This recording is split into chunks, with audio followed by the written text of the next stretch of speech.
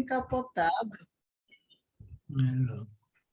Boa noite, estamos hoje, dia 31 de maio de 2023, na 9ª aula do curso sobre Freud e Lacan.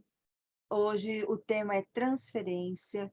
Os textos de apoio são os textos do Freud, de 1912, 1915, e o texto do livro do professor Geraldino.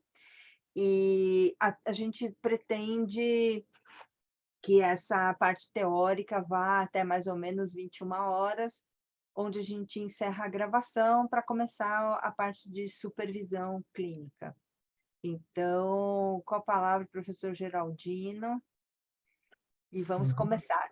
Estamos gravando e quem permanecer dá a sua anuência para a gravação. Obrigada. Você não quer falar primeiro um pouco sobre a transferência? Tá bom. Porque depois você pode precisar de sair, né? Não, até um pedaço está garantido, porque é o pedaço que ele está fazendo os exames, então é uma parte que eu não sei. posso ajudar em nada, né? A hora que... Sei.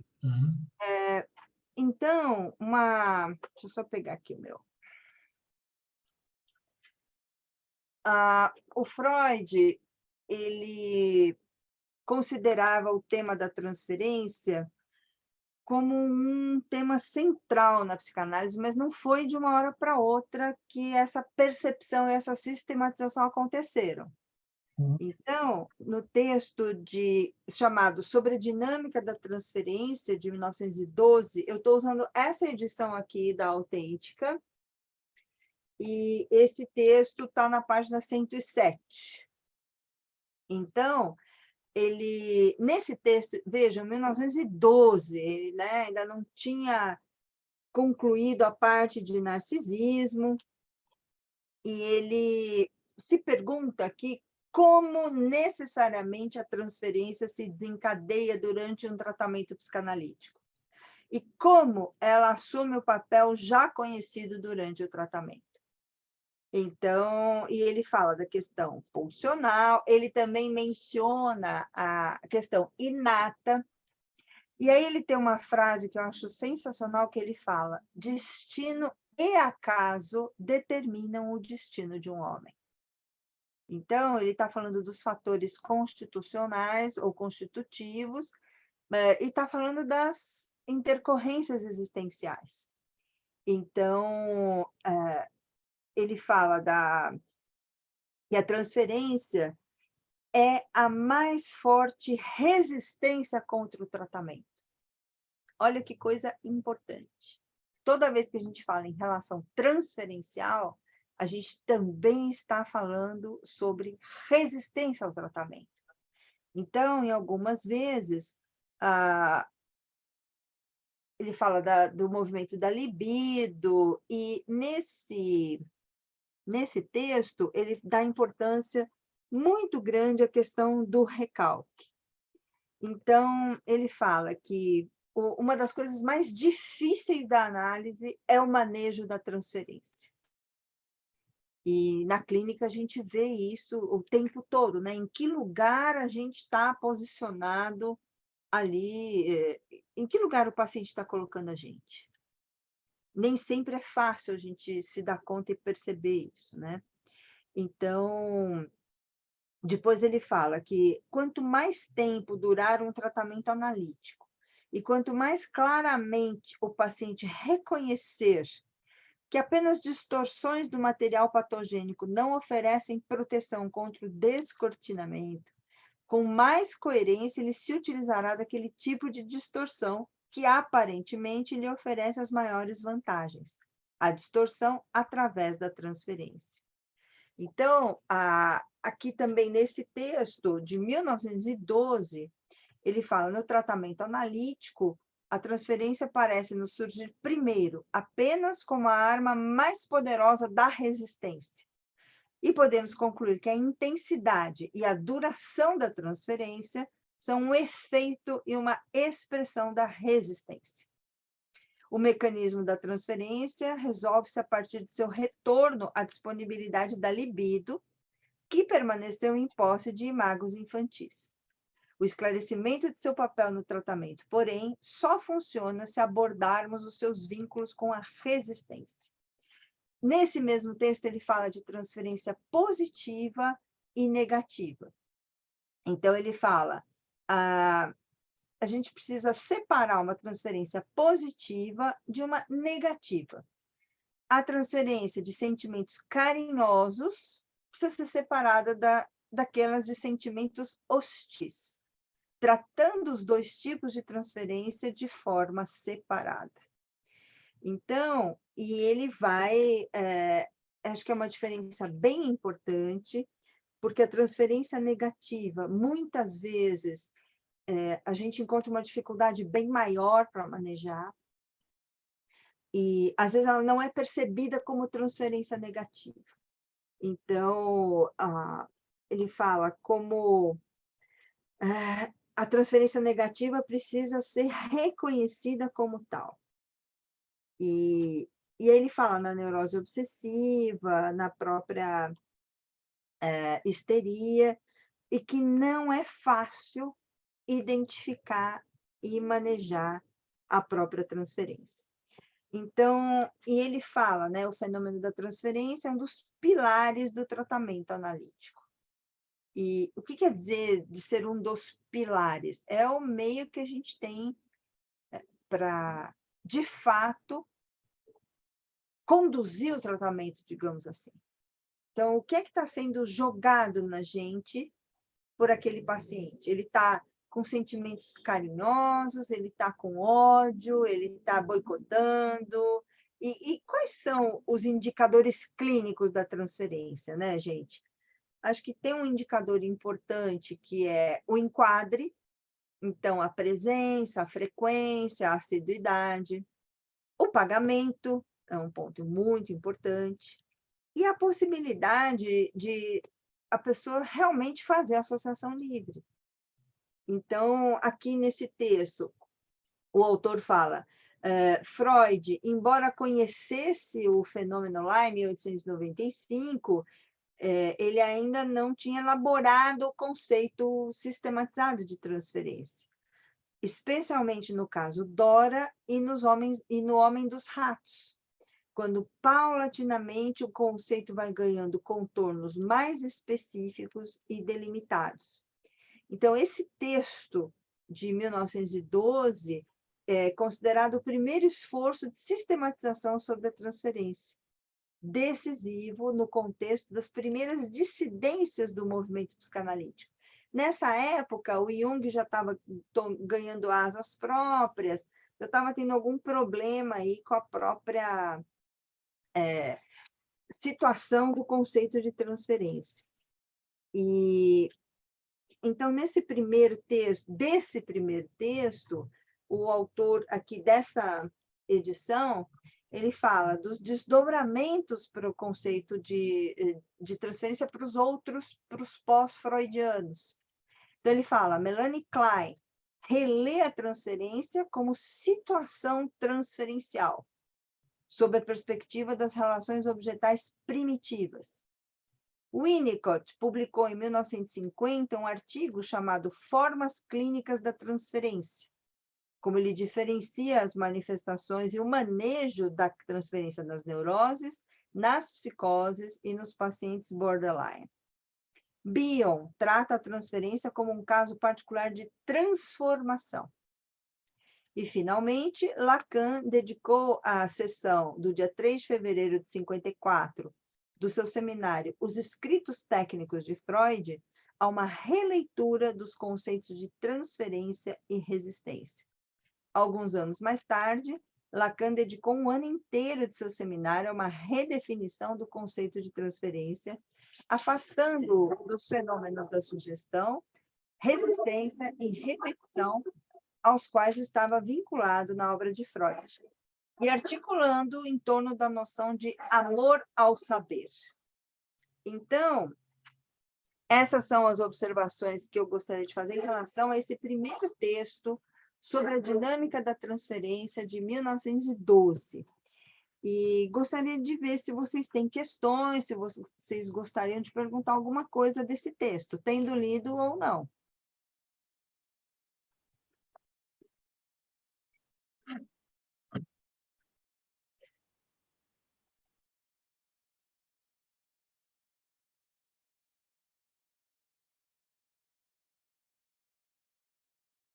Nada?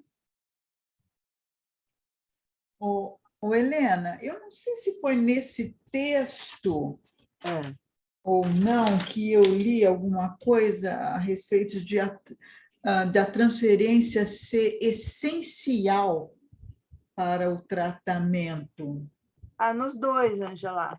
Foi nesse aqui. Nesse de 1915, o primeiro parágrafo, ele fala assim, ele escreveu no final de 2014, publicou aliás, 1914 e publicou em 1915.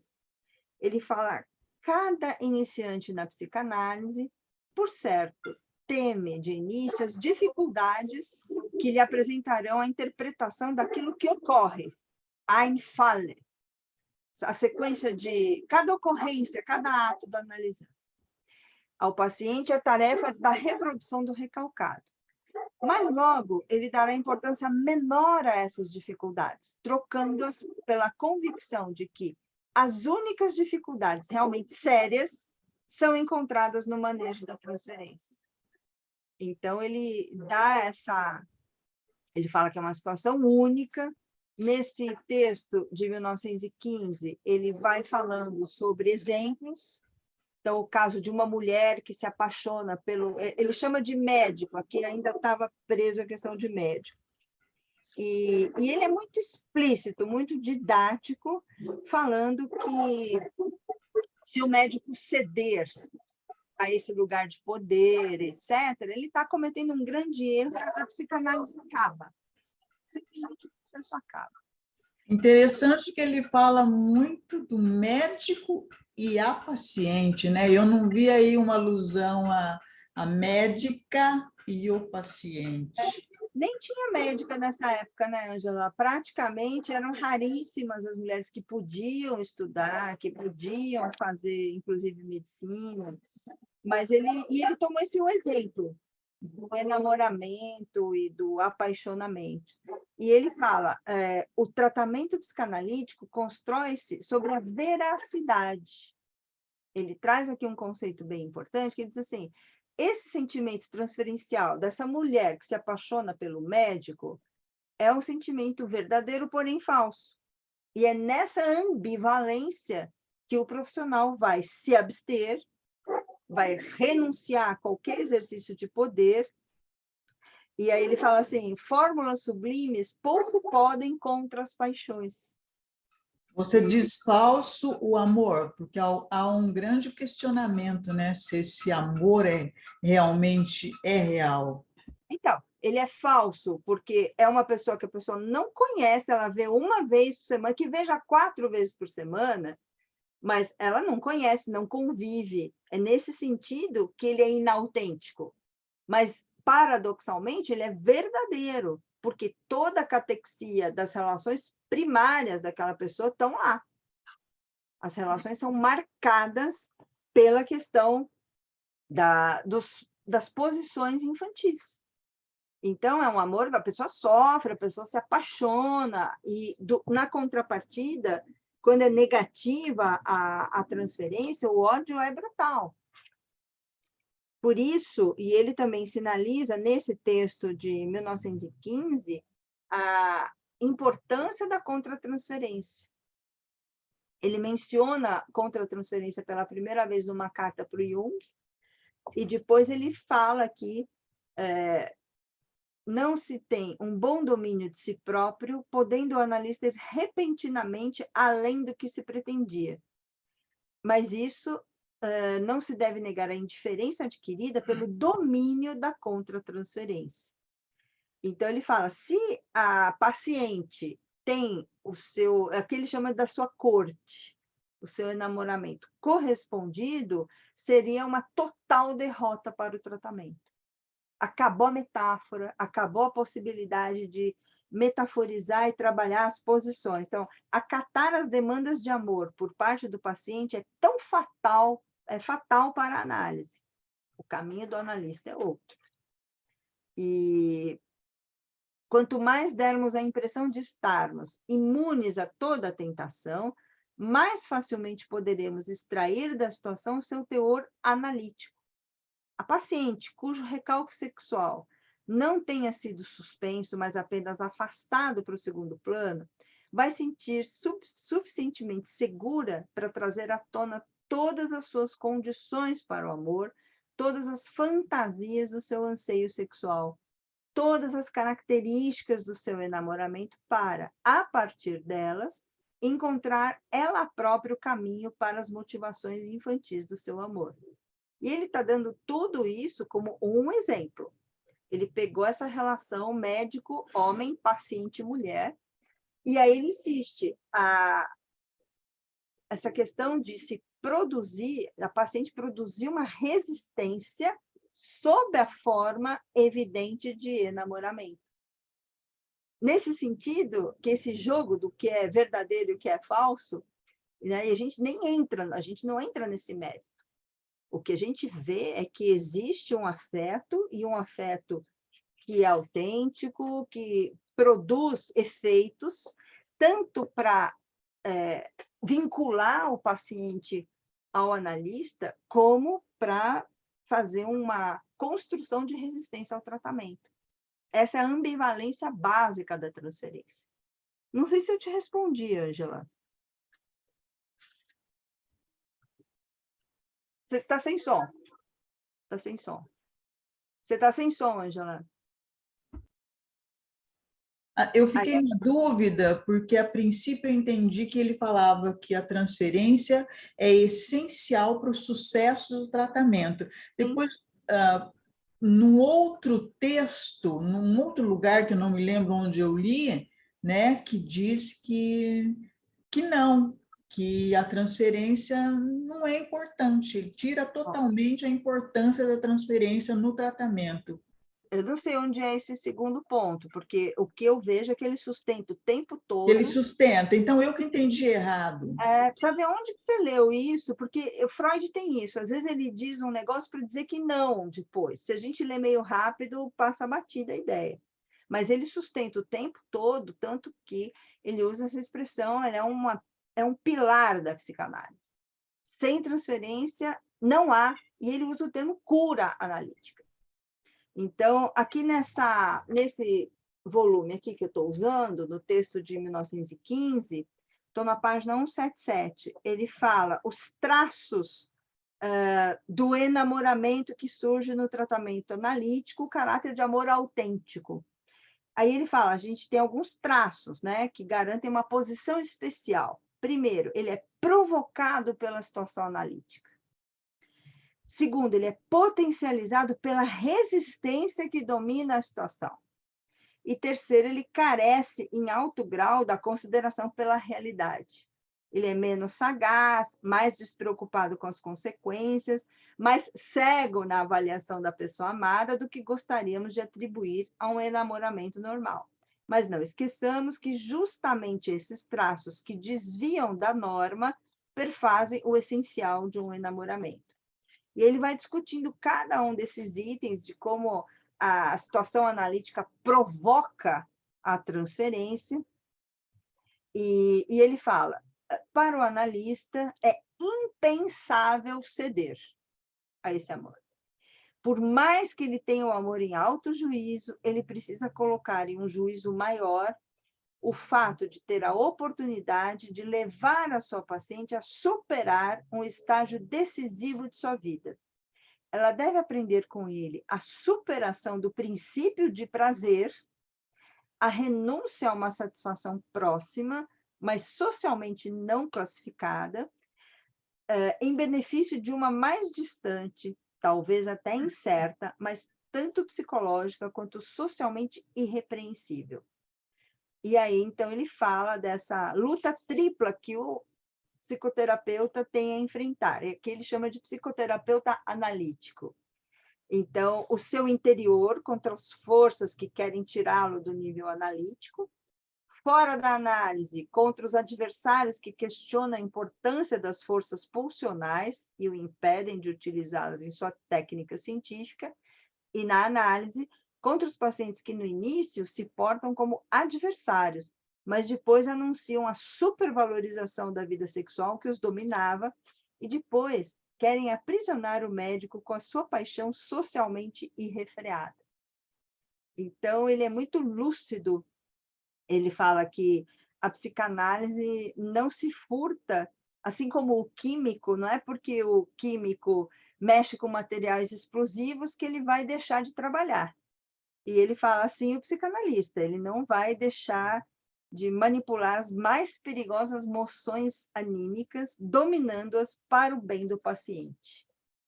E então esse texto é um texto relativamente curto e marca essa dificuldade, que ele fala que não é a maior dificuldade é o manejo transferencial. Então, não é à toa que a gente faz análise, que a gente faz supervisão, que a gente discute os casos, porque o nosso ofício não é simples. O manejo da transferência, ele fala, as únicas dificuldades realmente sérias são encontradas no manejo da transferência. E aí depois tem todo um desenvolvimento, a partir do Winnicott, sobre a contratransferência. Tem uma vasta bibliografia. Depois a gente vai introduzir esse conceito com um pouco mais de profundidade, mas acho que é importante hoje a gente marcar a questão da transferência, para depois a gente focar em contratransferência. Tudo bem até aqui, gente? Mais perguntas? Aline chegando, Camila. Geraldino quer comentar? Então, Isso tudo estava que eu pensando falei. em pedir para você mostrar primeiro o slide lá, para evitar de repente você cair, cair correndo aí, vai embora para ver lá o teu irmão. Então, mostra só aquele slide, que eu não vou comentar ele agora, mas ele vai ter o Esse é lugar esse dele. aqui. Então, É esse? isso é uma foto que eu tirei quando eu fui à Grécia, há uns anos atrás, né? Andando pela rua, essa caminhonete e aquele caminhão me chamaram a atenção, porque está escrito nos dois a palavra metáforas. Olha lá.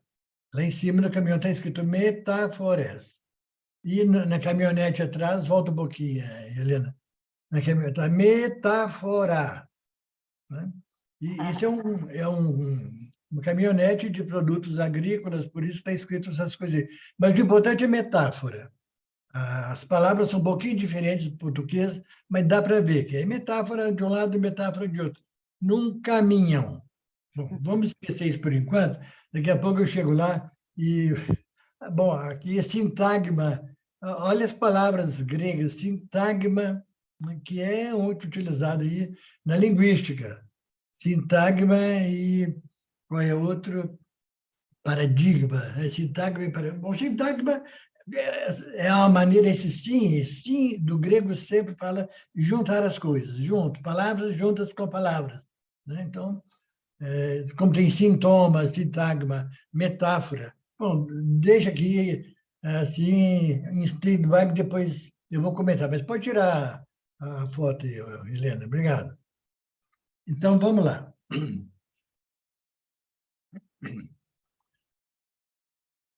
E esse conceito é fundamental na psicanálise, é essencial na psicanálise, e isso não tem dúvida nenhuma.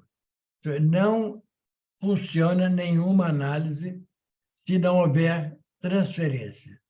Portanto, é uma coisa delicada, nem sempre é muito fácil, por isso que o Freud diz que, às vezes, ela se transforma até em resistência.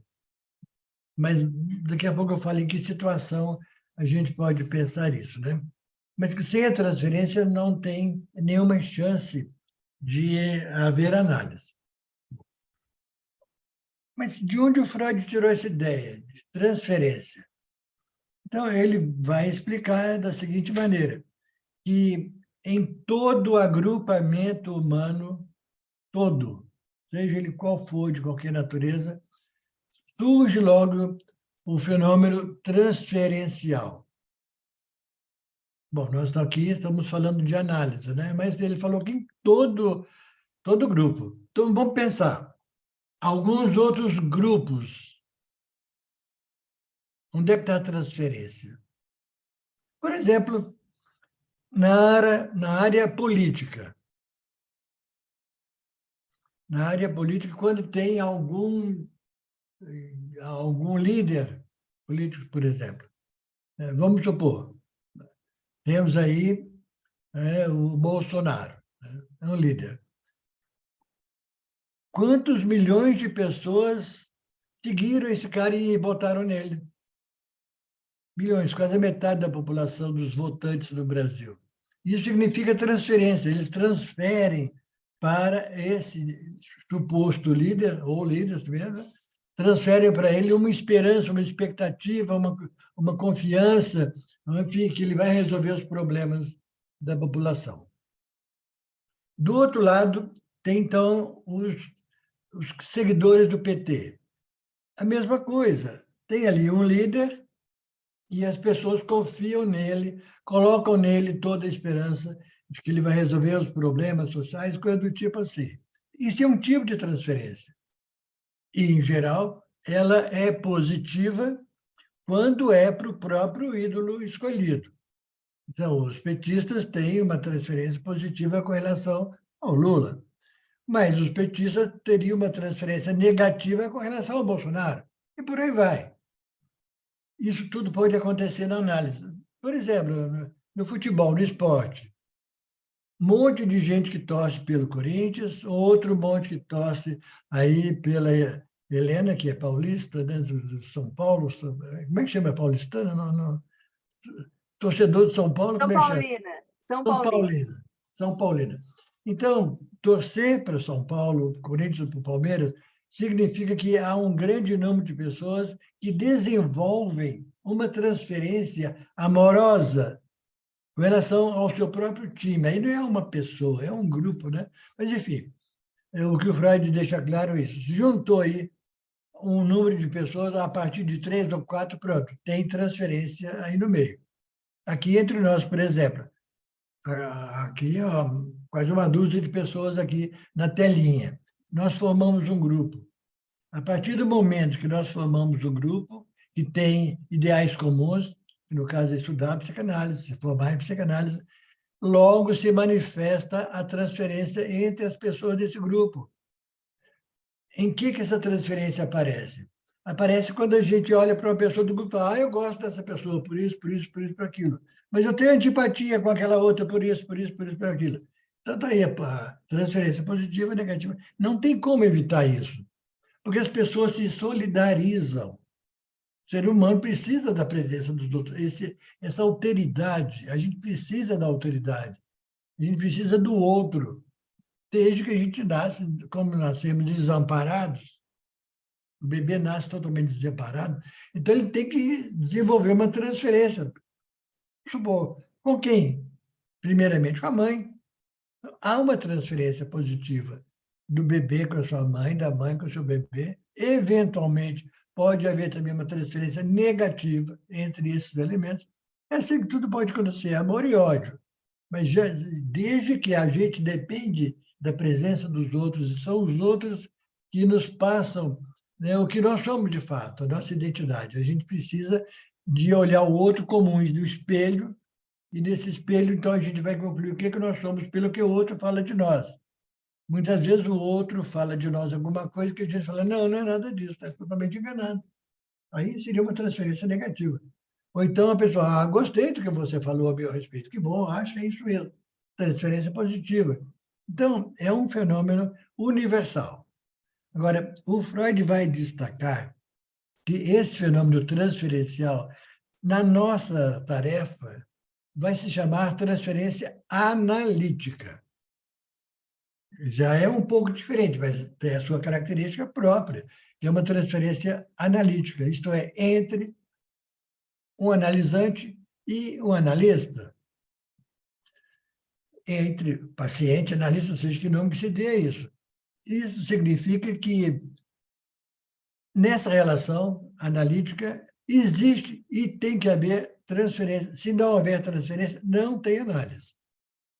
É esse o sentido daquela frase que a transferência é essencial. Bom, na situação analítica, como é que começa a transferência? Como é que a gente nota que há alguma transferência? Antes mesmo de um paciente escolher o seu analista. A saber, como existe um monte de terapias possíveis de todas as espécies, alternativas ou não alternativas, tem um monte de formas de terapia. Então, alguém está precisando dessa presença da alteridade. Então, ela vai pensar, eu vou procurar alguém que possa me ajudar. Quando a pessoa, por exemplo, pensa, eu vou fazer psicanálise. Ou quando alguém indica, olha, faça o seguinte, faça psicanálise.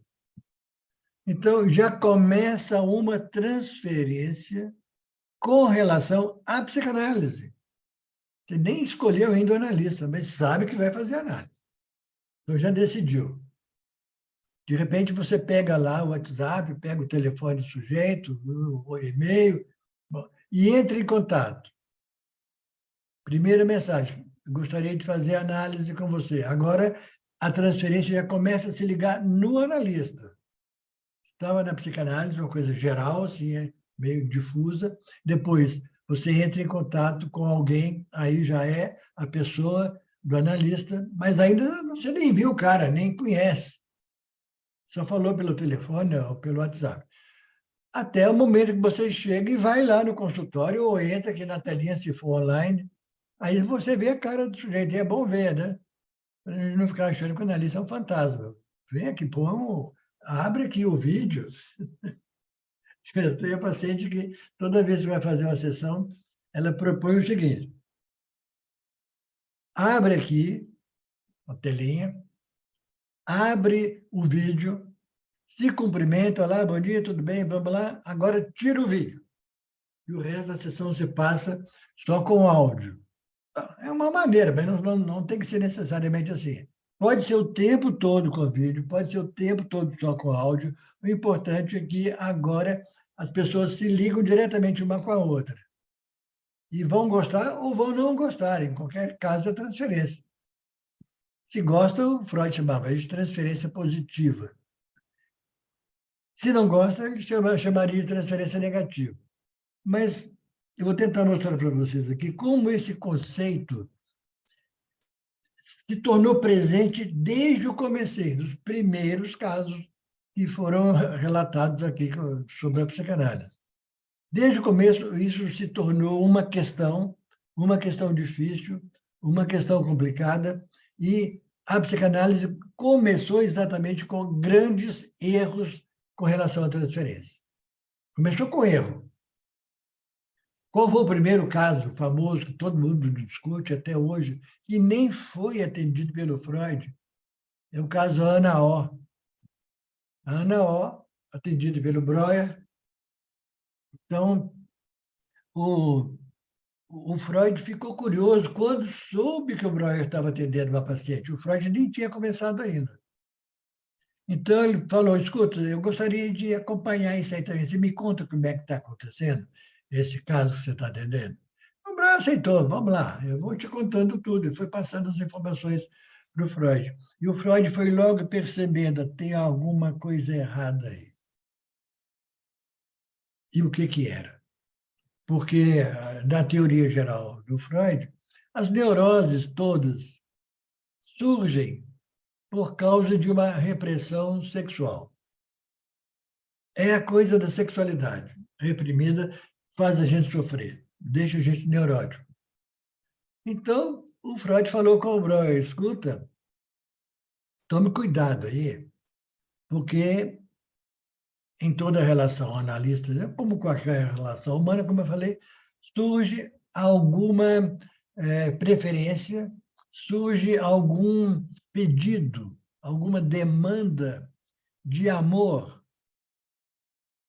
O que os bebês pedem para suas mães é amor, é cuidado, amamentação, limpeza, higiene. Todo cuidado, seja qual for a desculpa que a gente tem, que a gente está pedindo, não é, de fato, um pedido daquela coisa. É um pedido de amor. Toda demanda é assim. Mas esse amor, né, já foi levantada essa questão. Que tipo de amor é esse? O Freud já foi dando a entender, olha, é um amor que não está desligado da sexualidade. Nunca. E o Breuer falava que ele, bobagem, Freud, não tem nada de sexual ali, naquela relação.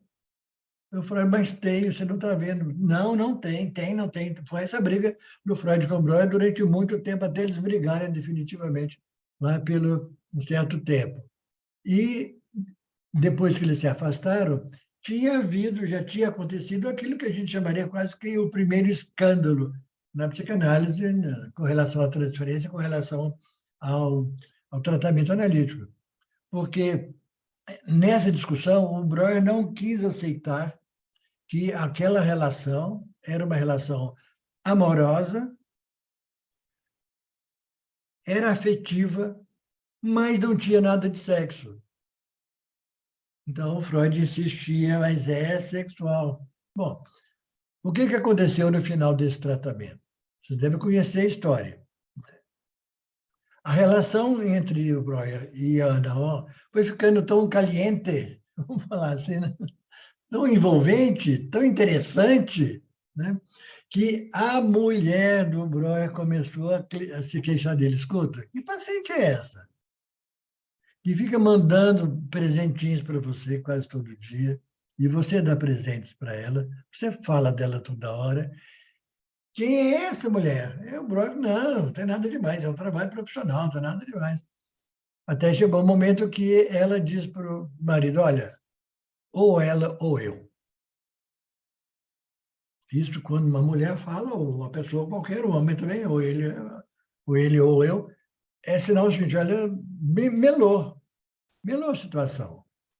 Você está se confundindo, está tomando ela como sua esposa, como seu marido. É. E o Breuer continuou negando até que um dia a mulher dele insistiu, falando, você tem que parar esse tratamento, não quero mais assim. Escolha, ou ela ou eu. Ele escolheu quem? A esposa. Aí suspendeu o tratamento. Suspendeu o tratamento e saiu com ela para a estação pegar o trem para fazer uma viagem, nova viagem de lua de mel. E deixou o paciente lá entregue às baratas, né? A barata, no caso, era o Freud, porque ficou nas mãos dele resolver aquele problema. Mas o curioso é o seguinte, enquanto o Breuer e a esposa estavam na estação esperando o trem para viajar para longe, subir daquele quadro, ele recebe um bilhetinho, recebe um recado que a paciente mandou para ele. Venha depressa, preciso de você, é urgente. Mas como? Tudo bem. Ele foi lá ver o que era. Ela disse, eu estou grávida de você. Né? Grávida. É possível ficar grávida sem ter sexualidade nenhuma no meio? Só a Virgem Maria. Ninguém mais conseguiu essa proeza. Né? Então, ela disse que estava grávida. Chamaram um médico, um outro médico para ver. Era uma gravidez psicológica, mas era gravidez, não é diferente, do ponto de vista do afeto e do valor que isso tem. Então, somente aí, ao final de todo esse imbróglio, é que ficou claro que tinha sexualidade ali no meio. Tudo bem, isso até hoje continua existindo. Eu falei de 2 casos, né? Vou acrescentar mais um, né? Que foi o do Jung, que foi sugerido aí em algum momento pela Helena também. O Jung também, quando ele começou a aplicar a psicanálise, o primeiro caso de psicanálise que o Jung utilizou, ou aplicou o método, né? Aconteceu a mesma coisa. Ele se envolveu amorosamente com a sua paciente, Spurine. Ela se apaixonou por ele. Quer dizer, o que ela fez? Ela fez o que todo paciente faz, tentar seduzir o analista, amorosamente.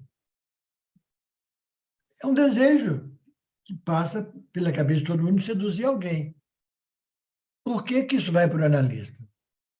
Já começa aí a ideia da transferência. Esse é um pedido de amor que a pessoa dirige ao analista, mas é um amor transferido. Isto é um amor que ela já teve ou tem com relação a outra pessoa, que não é o analista. Mas, se por algum motivo ela não consegue realizar esse amor com essa outra pessoa, seja o pai, seja a mãe, seja o avô, seja o tio, seja qualquer pessoa, então ela fica frustrada porque a pessoa não corresponde, então ela vai no analista para ver se consegue resolver esse problema, se livrar dessa dor, aí logo tenta seduzir o analista. Mas a transferência significa que ela está transferindo para o analista um amor que ela tem com outra pessoa, seja ela qual for, que talvez ela não perceba quem é, não sabe mais quem é. Então, isso significa transferência. Agora, o Freud deixou bem claro. Não é com a pessoa do analista, não é com a pessoa dele. O analista não está ali como uma pessoa, ele está só ali como um objeto. Um objeto que vai causar o desejo. A função do analista é toda vez que ele escutar uma sedução dessas, um pedido de amor, ele não pode responder com amor. Mas ele vai responder ao pedido. Só que deslocando ou agora é outro tipo de transferência interessante. Ele vai transferir aquele pedido de amor para outra coisa que é um desejo de amor com outra pessoa, porque ele não vai responder. Ele não vai dar para a pessoa, para o paciente ou para o paciente aquilo que ele está pedindo. Ele tem que saber disso. E o Freud, então, deixou bem claro. Discutiu durante muito tempo, Freud, se esse amor era um amor verdadeiro ou era um amor falso. Então, logo de cara, ele deixou bem claro. É um amor verdadeiro, como qualquer amor. Só que com a pessoa errada. O analista não está ali para amar ninguém, ele está para analisar. Então, se a pessoa pede amor a ele, infelizmente, não é o caso. Eu não vou te dar isso, nem estou aqui para isso. Mas eu tenho outra coisa mais importante para te dar. É tentar analisar que desejo é esse. Que não é comigo, diz o Freud, não é com o próprio analista. O analista é só um testemunha, é um testemunho daquilo que está ocorrendo no inconsciente do paciente. Ele vai devolver aquilo que ele percebe nessa estratégia de manejar essa transferência, que é de não responder, ou melhor, responder de outra maneira. Direcionando ou transferindo, agora devolvendo essa transferência para outra pessoa, que o analista não sabe quem que é, só sabe que não é ele, mas agora vamos fazer, então, um monte de associações livres para ver a quem se dirige esse suposto amor, o dito amor aí, que a pessoa está pedindo que o analista responda. Ele não vai responder. E se ele responder, acabou a análise, aqui a Helena falou várias vezes aí. Foi exatamente o caso do Jung. Então, a Sabina Spielrein foi fazer análise. Foi o primeiro caso de análise que o Jung atendeu. E ele, feito bobo lá, ingênuo, caiu de boca em cima da menina. Não tinha nada a ver, mas ali foi mesmo uma relação brutalmente sexual, né? E com todo o poder que tinha aquele cara que era mulherengo e tal, né? E, bom, deu uma briga, né? Deu uma briga, não dá outra coisa. Que o amor que a família tinha por ele era um amor verdadeiro, autêntico, tudo bem. Só que era tão autêntico que chegou um momento que ela falou para ele, olha, eu quero ter um filho com você. Aí ele caiu fora. Aí mostrou que estava sendo até, como é que eu digo, infiel a ela, né? Prometeu amor, sabe? Transou, filho não. E aí acontece com o Jung mais ou menos aquilo que aconteceu lá com o Breuer. A mulher do Jung estava percebendo tudo. E também chamou a atenção dele. Escuta, é o famoso repto feminino, né? Ou eu ou ela. Ele também escolheu eu, a esposa, né? Ficou com ela. Depois aquilo, bom, deu um rolo nada. Então foi outro erro grave no início. Onde a psicanálise começou sempre errando. Começou sempre com erro. Começou com erro da Ana O, começou com o erro da Sabine Spielrein e começou com o erro de Dora. Então, é o Breuer, Jung e Freud. O próprio Freud caiu nessa armadilha que ele mesmo armou. Ele armou essa armadilha e ele caiu. E ele foi suficientemente humilde e honesto para confessar: eu errei. E agora foi o caso Dora.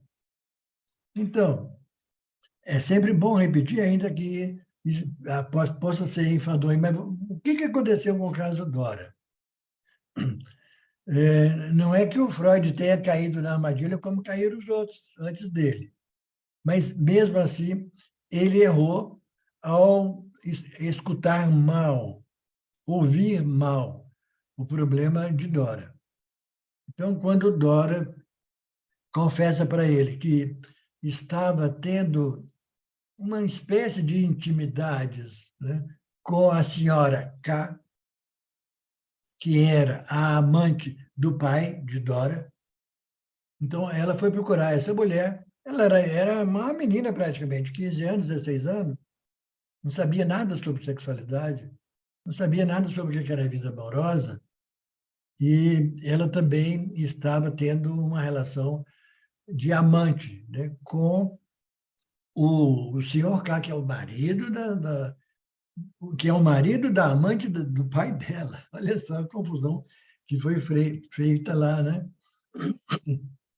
Então, o Freud mostrou que era preconceituoso nesse primeiro caso clínico importante que foi Dora.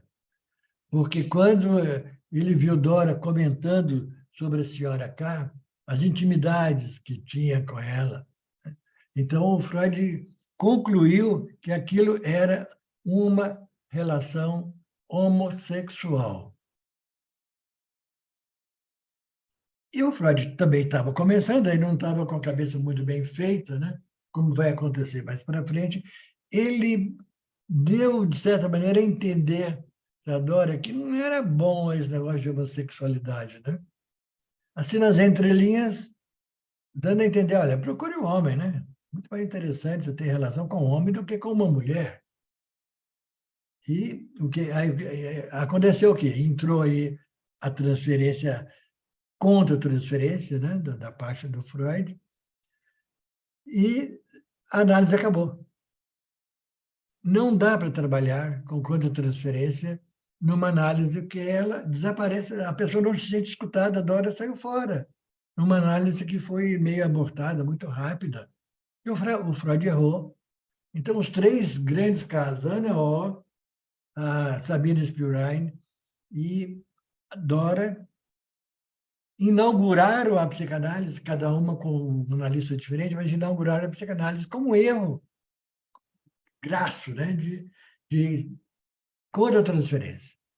A contra-transferência é isso quando o analista cai no alçapão, quando ele cai no laço que o paciente ou a paciente fez para ele, preparou para ele. Então, acaba a análise. Muito bem.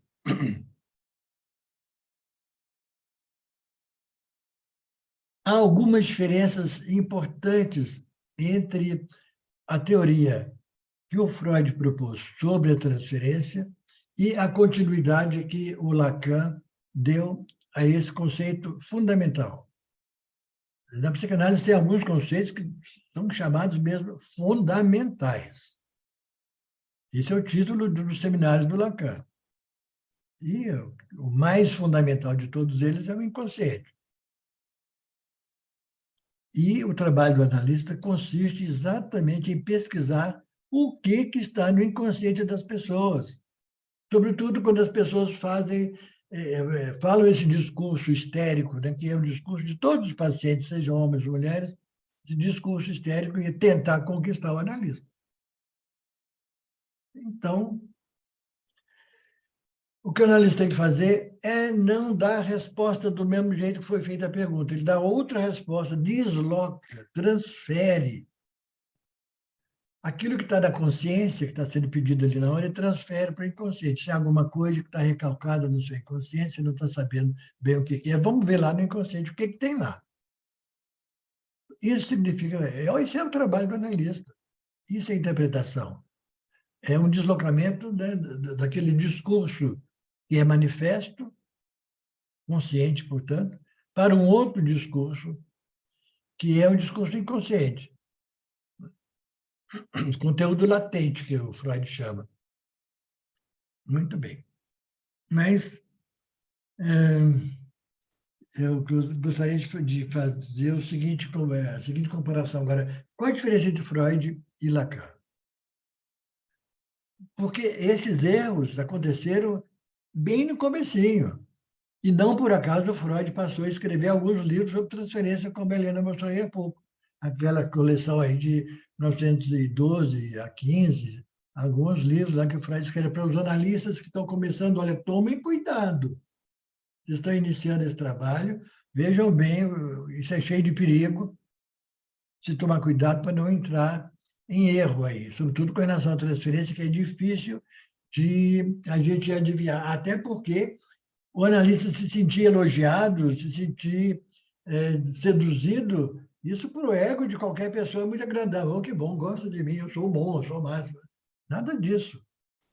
Nada disso. Nós não somos nada ali com relação, nada de diferente ou melhor do que os pacientes, mas nós passamos por essa experiência de análise para entender o que é realmente a transferência. Então, começou mal, mas logo em seguida o Freud tomou cuidado. Vamos discutir isso melhor. Escreveu vários artigos sobre transferência. Então, a grande pérola do Freud foi quando ele disse, olha, aquilo que o analista, que o paciente fala, não é direcionado à pessoa do analista. Não é ele, não é com ele. Se a pessoa falar, eu amo você, eu estou apaixonado por você, calma, não é você. Aliás, mais de uma pessoa, acho a Ângela falou aí, a Helena também, né? Uma coisa que quando eu li pela primeira vez esses textos do Freud sobre transferência, isso já foi por volta dos 40 anos atrás. Eu fiquei surpreso de ver isso, mas o Freud só fala da relação de um analista com uma paciente, ou heterossexual. Em nenhum momento esse texto do Freud, é só ler que você vai ver. Em nenhum momento ele fala de uma relação de uma analista com um paciente homem, não. É só a mulher e o homem. Não, mas isso aí, tudo bem. Fica aí de lambuja, né? Não é tão importante. Mas o Freud tinha essa ideia de que tinha que ser com o sexo oposto, por isso que ele invocou lá com a Dora. Dora estava se interessando por uma mulher, por uma outra. Não, isso não pode, dizer Freud. E o pior é que não era nada disso. Não havia nenhuma homossexualidade ali atrás disso. Isso foi descoberto depois, ou foi trabalhado depois pelo Lacan, que pesquisou o caso mais profundamente, e o que ele descobriu foi o seguinte, olha,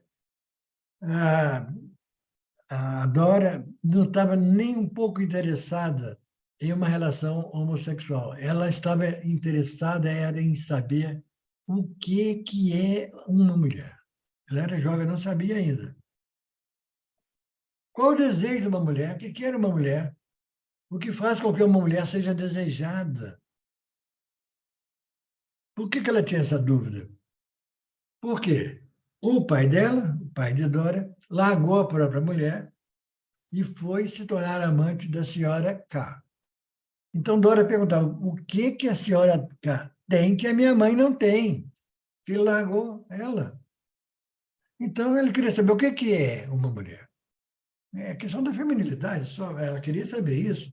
E é isso que a senhora K ensinava para ela. Bom, mas, enfim, né, foi a escuta ruim do Freud. Foi realmente uma culpa dele, né? De fazer um julgamento moral sobre Dora. Julgamento que estava errado, inclusive. Mas ele tanto insistiu que o analista não pode fazer julgamento nenhum julgamento de valor, nenhum julgamento moral. Então, ele não pode falar que ter uma relação heterossexual é melhor do que ter uma relação homossexual. Nada disso. O paciente tem a relação que ele bem entender.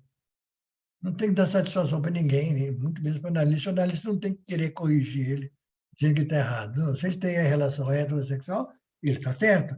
Se ele tem homossexual, ele está certo. Se ele tem LGBTQIA, está certo. Não tem que ficar dizendo, o bom é isso. No inconsciente não existe moralidade. Nada é imoral. Existe aquilo que é o amoral. Não vem da palavra amor, mas tem por aí alguma coisa também. É o A que nega julgamentos morais. Não tem que fazer julgamento. Dizer que está certo, está errado. Tem que respeitar o desejo de cada um. Muito bem. Então, vamos lá. Quais foram as grandes diferenças na teorização do Freud e do Lacan? O Lacan já pegou a psicanálise muito mais avançada, com muito mais experiência, né, de meio século quase, né? Então, ele já tinha uma visão mais firme, mais clara, mais profunda, que era o que ele sempre procurava nos conceitos teóricos do Freud. Se não está parecendo que a coisa está muito profunda, não está muito bem fundamentada teoricamente, então vamos lá, vamos pesquisar. E o que o Lacan foi pesquisar a respeito da transferência? E agora nós temos uma teoria profunda, bem organizada, bem articulada, bem coerente, né? E que diz muito mais sobre o que é a psicanálise do que o Freud propôs inicialmente. Ele estava começando, tem essa desculpa, né? Bom, então, o que é transferência para esses dois? Vou dizer assim, rapidamente, é uma coisa fácil de entender. Aliás, o Freud tem essa vantagem, ele é muito didático e as coisas entram fácil a fácil. Nem sempre ele vai contando a profundidade que ele estava partindo do zero, estava começando, né? O Lacan já teve toda essa experiência anterior. Então, o que caracteriza o conceito de conferência no Freud, de transferências no Freud, é que o Freud dava muito a entender que se tratava de um movimento afetivo. É amar, é seduzir, é ir para a cama, coisa do tipo assim. Engravidar, nem que seja psicologicamente. E essa história de quando, né, uma mulher seduz o analista homem. Gente, não tem nada a ver se é homem ou mulher, não tem nada a ver com isso. A transferência é igual para qualquer coisa, mas não tem a ver com a coisa afetiva só. É claro que pode acontecer. Esses exemplos todos mostraram que pode acontecer. E por isso o Freud falou, vamos tomar cuidado. O que nós vamos fazer agora para não acontecer mais isso? Então, uma das propostas dele, vamos todo mundo fazer análise primeiro antes de ir para o consultório. Vamos passar por esse processo. Vamos ver como é que é a transferência da nossa história. Como é que foi trabalhado pelo analista. Muito bem. Então, aliás, ele chama de positiva e negativa, né? Transferência positiva, transferência negativa, que seria a positiva é essa que é mais ligada mesmo ao afeto. E a negativa é aquela que é mais ligada a uma agressividade, assim. Mas a questão do afeto que o Freud propõe não está muito bem colocada aí. Porque ele mesmo falou o seguinte, que o afeto não pode ser recalcado. Os afetos não são recalcados. O que nosso inconsciente recalca é a representação dos afetos. E qual é a representação dos afetos? São as palavras. Nós podemos falar sobre os afetos. Então, as palavras representam os afetos. E as palavras nós podemos, sim, recalcar. E a cura é pela palavra, para poder desrecalcar. Como foi recalcado na palavra, vai desrecalcar na palavra. Porque o afeto não tem como a gente controlar. Quando a gente tem ódio de uma pessoa, tem ódio em ponto final. Não adianta falar, eu te amo, eu te odeio, não. Eu ou amo ou odeio, às vezes, em momentos diferentes, pode ser com a mesma pessoa. Mas não dá para reprimir isso. Eu não quero mais amar. Não. A gente ama, acabou. Eu não quero mais odiar. Não tem como. Agora eu posso evitar de falar sobre isso.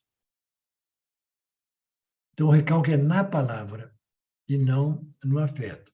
Então, começa por aí já o ponto fraco da teoria da transferência do Freud, e aí vai entrar, então, o Lacan.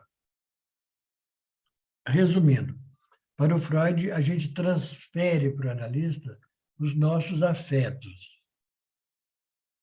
Não é bem assim.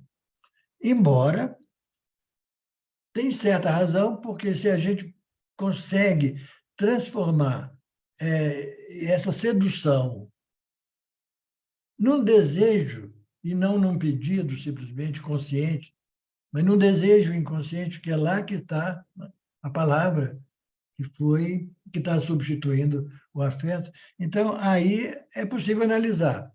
Mas o Lacan é mais conciso, é mais claro, é mais direto no assunto. E o que o Lacan, então, vai falar? O que é transferência? O que se transfere? Não é afeto. O que se transfere são palavras. A psicanálise é a cura pela palavra. Não é pelo afeto. Pelo afeto se dá super mal, dá tudo errado. Pelo afeto foi o que fez o Breuer, foi o que fez o Jung, foi uma nulidade total. Não é pelo afeto, é pelas palavras que representam esse afeto. Indiretamente o afeto acaba entrando, mas ligado nas palavras que o representam. Essas sim estão recalcadas no inconsciente. E para tirar o recalque tem que ser com outras palavras. Não adianta o analista querer devolver afeto. Aí acaba tudo, acaba o processo. Bom, diante disso, aquela diferença que o Freud fez entre transferência positiva e negativa não tem muito sentido, não. Positivo e negativo teria sentido se a gente pensa no afeto. Um afeto agressivo. A agressão é uma coisa negativa.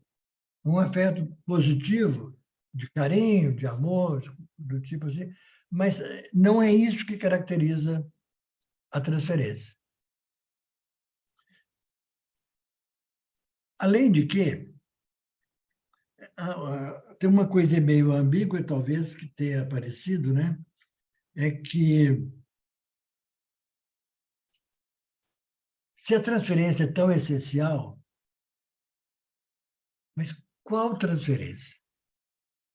É essencial, mas é a de palavras, não é a de afeto.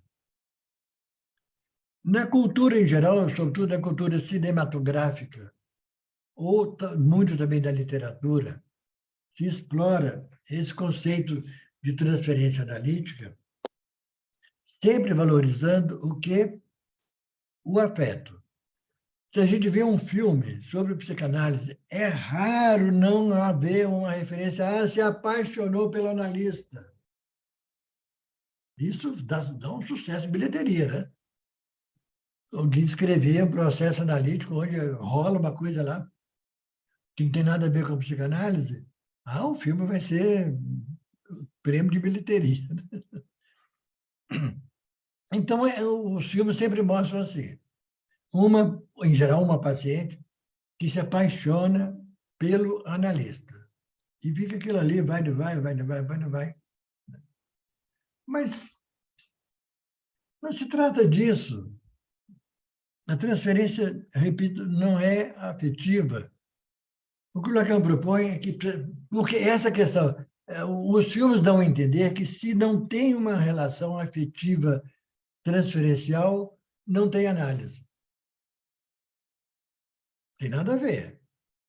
Não tem nada a ver. Né? Porque, para que a análise se estabeleça e funcione, o que é indispensável, aí se vê aquela coisa necessária na transferência, é que a pessoa fale. Foi isso que o Freud inventou. Qual é a regra fundamental que o Freud passou para todos nós? Analistas, recebemos o paciente, quando vai começar o trabalho com ele, você tem que dizer para ele, dizer, fale tudo o que vier à sua cabeça. É para falar, não é para amar. É só para falar. Mas não quer dizer que a pessoa não possa amar. O paciente pode tentar, já que a gente autorizou, a gente autoriza o paciente, só fala tudo que vier. Se vier essa ideia de que está apaixonada pela análise, tem que falar. Tudo bem, o paciente tem toda a liberdade de fazer o que bem entender, autorizado que ele está, pelo próprio analista, falar de qualquer coisa. Agora, o analista é que tem que saber como responder a essa qualquer coisa. E não é responder a demanda propriamente dita, mas responder levando para pesquisas sobre que desejo é esse, que está aí, né? Que você se refere a mim dessa maneira. Eu me lembro, e até isso foi do começo do meu trabalho, os primeiros anos eu estava atendendo como analista. Morava ainda em São Paulo, e um dia eu fiquei surpreso com uma paciente que chegou na sessão e falou assim para mim: você tem um filho, né? Perguntou: eu tenho um filho? Eu fiquei assim, achando estranho. Uma pessoa totalmente desconhecida, não tinha nenhum relacionamento com ela de conhecer, de conviver, de se encontrar, nada disso. E ela me disse: você tem um filho, né? Bom, mas eu perguntei, mas como é que você sabe? Perguntei assim: como é que você sabe? Ela falou assim: eu ouvi lá no seu carro. Ele estacionou o carro dela logo atrás do meu. Nós chegamos juntos com o consultório. Eu estacionei meu carro, ela veio e estacionou dela atrás do meu.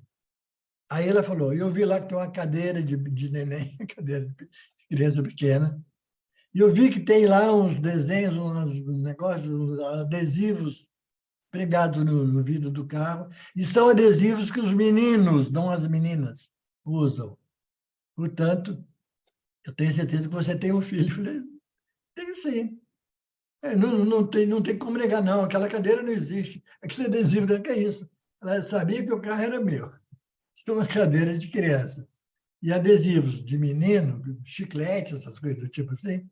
É claro que eu não tinha sentido nenhum negar se eu tenho sim. Mas aí eu comecei a pesquisar. Por que esse assunto te interessou? Por que você trouxe isso aqui em análise? Sei, já é outra questão. Então, ele foi fazendo uma série de associações e, no fim, o que ela falou? É que eu desejava ser sua filha.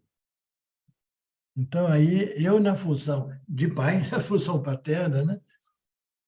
Que é uma função que compete ao analista, não no sentido de querer ser pai de fulano, mas no sentido de ser aquele que controla a palavra, que controla a fala, a lei. Então, foi interessante onde ela chegou, né? Era isso: olha, eu estou aqui como se fosse uma filha sua. Ela era uma menina nova, e eu não era tão novo assim, né? Então, ela, independente da idade, a gente vê no analista a função ou materna ou paterna, ou as duas ao mesmo tempo, ou alternadamente. O analista fazia esses papéis todos, né? Então, foi interessante como a coisa concluiu. Normalmente, a gente não deve responder sim ou não, mas naquele caso eu vi que não tinha alternativa. Ela viu, eu não podia mentir também, né? Mas, em geral, quando alguém, por exemplo, uma vez alguém me perguntou, logo no começo da primeira sessão, você é crente? Nada a ver. Primeiro que eu não sou crente de nada, mas, enfim, eu pergunto: mas por que você queria saber se eu sou crente ou não? O que significa isso para você? Teve um que foi mais ousado.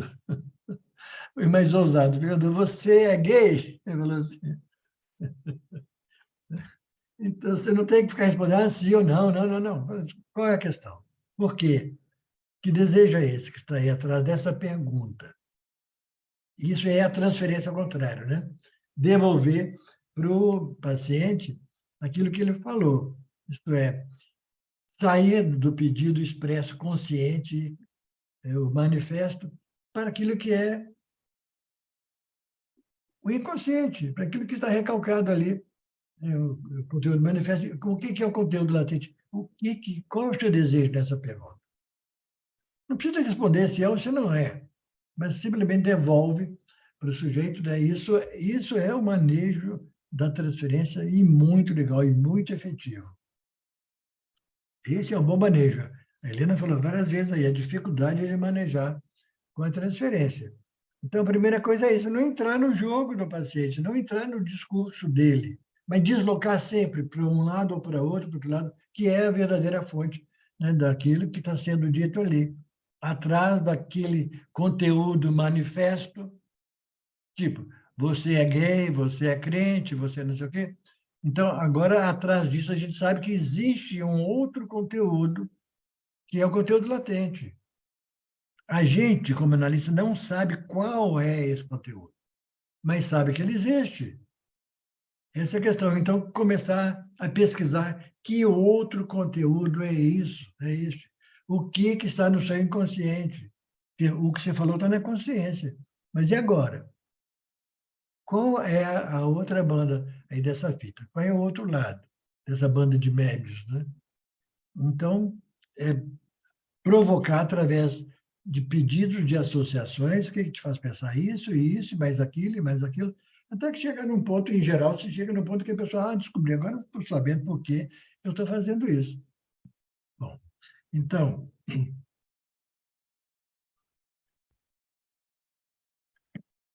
Freud e Lacan. Transferência. O Lacan faz uma observação interessante sobre a maneira como o Freud manejou isso, que não é que o Freud não soubesse isso que o Lacan está falando, mas ele não soube colocar isso em evidência. Por exemplo, transferência, para o Lacan, é transferência de palavras. Não interessa o afeto. Pode acontecer que uma análise dure 5 anos, 10 anos, 20 anos, e em nenhum momento o paciente ou a paciente se apaixona pelo analista. Não precisa disso. Então, isso não é uma coisa essencial. O Lacan, então, vai dizer o seguinte, olha, a gente tem que conhecer bem na análise aquilo que é a estrutura da transferência e aquilo que são fenômenos transferenciais. Isso é uma bala de prata, se não for de ouro, né? Então, o Lacan disse isso. O Freud teve dificuldade em definir exatamente o que era a transferência, em definir. Não é que ele não sabia, não, mas ele não expressou como faz o Lacan, de uma maneira clara. Porque o Freud usa várias palavras diferentes para definir transferência. Tipo, já foi citado aí, por exemplo, resistência é uma delas. Ele fala, a Helena leu em alguns textos que ele fala, não, a transferência ela tem algo de resistência. Quando que aparece isso? Seja na transferência que o Freud chama de positivo, como na negativa. Na positiva, vamos dar um exemplo. O paciente chega e começa a elogiar o analista. Você é bom, é mesmo, hein? Nossa, você... tá. E o seu consultório é muito bonito, o seu divã é maravilhoso. O que significa isso? Significa que o sujeito está resistindo a falar dele mesmo. Em vez de falar de si mesmo, ele está falando do divã, está falando do quadro na parede.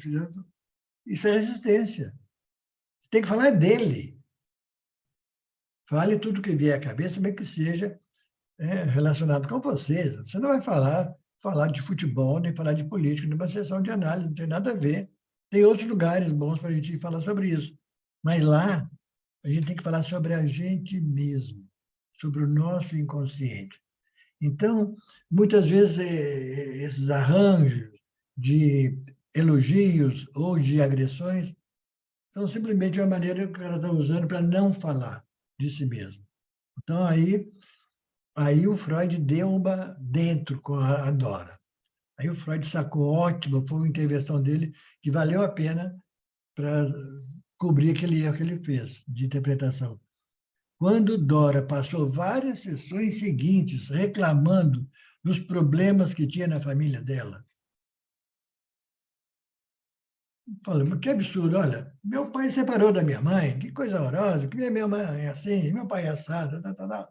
E agora o meu pai está com uma amante que era um casal amigo da família, que era a senhora K. Agora meu pai está lá com uma amante e o senhor K, ele abusou de mim em algum momento, né? E ele me roubou um beijo na boca que eu não tinha permitido. Ele estava interessado em mim, era uma menina de 16 anos. O primeiro beijo que ela teve na vida, que era o marido da senhora K, amante do pai de Dora. Então, ela contando essa confusão toda, o Freud Mauro escuta. Qual é a sua parte dessa história? Qual é a sua parte? Por que ele fez essa pergunta? Bom, primeiro que ela estava falando de um monte de gente, mas não falava dela. Estava falando da família também, e ela? Onde que ela se coloca diante disso? Porque ela tentou se defender, junto com Freud, daquele, não é um bem abuso, também faltou da palavra mais adequada, daquela, daquele avanço que o senhor K fez. Ela estava passeando com ele à beira do Abuso, mar. um abuso, assim, Um abuso. uma ousadia abusada, eu diria. Talvez não seja tanta a palavra abuso, mas é nessa linha, né? Alguém foi. Está me faltando a palavra certa. Mas, enfim, estava ela passeando na beira do lago e ali estava também o senhor K.